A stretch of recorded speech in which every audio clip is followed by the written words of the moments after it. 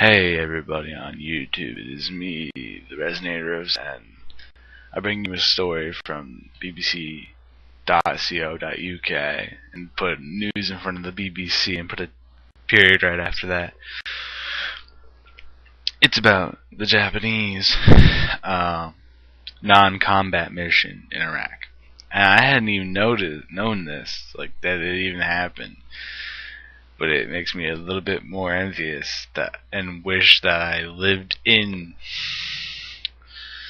Japan, because these guys are just going in there and not killing people. Let's see. Japanese Prime Minister Taro Aso has praised his country's 5-year non-combat mission in Iraq as the last planes flew out of the region. He said he was happy and proud that the personnel completed their job safely and without incident. The deployment was the first to a combat zone since World War II. It sparked considerable opposition in Japan, which is officially a pacifist nation.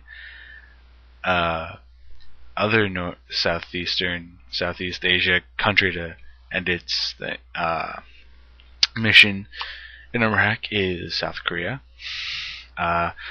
Last of 18,000 South Korean troops that served in Iraq and Kuwait since 2004 were withdrawing from their current base in the northern Iraq city of Erbil. Let's see.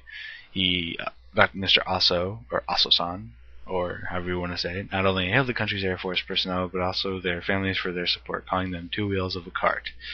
Kyoto News Agency's reports. The last three 130 freighter planes flew out of Kuwait for Japan late on Wednesday. The majority of the 210 Air Force staff will have returned home from Kuwait by next week. Japan has been contributing to the Iraqi mission since February of 2004, when the former Prime Minister Junichiro Koizumi sent in ground troops to help with the reconstruction projects. He withdrew soldiers before leaving office in 2006.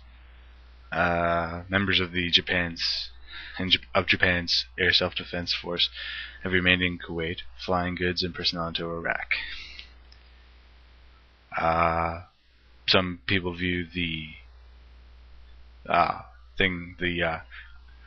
inclusion of Japanese forces in Iraq has been controversial.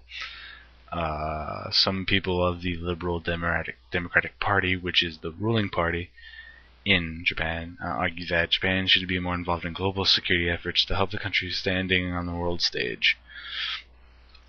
But critics fear it threatens the country's pacifist constitution, which was written after the country's defeat in 1945. And they're getting out of Iraq, bringing people back home, and I admire the Japanese government for sending troops there on non-combat missions instead of combat missions. And they were helping with reconstruction projects in Iraq. I applaud them. And I would like to say this to the Japanese Air Force staff who were in Iraq. Domo arigato. Just wanted to say that. I just wanted to say thank you. Yeah. But that's all I really wanted to say. And I'm Resonator Zen. I'll off like a prom dress.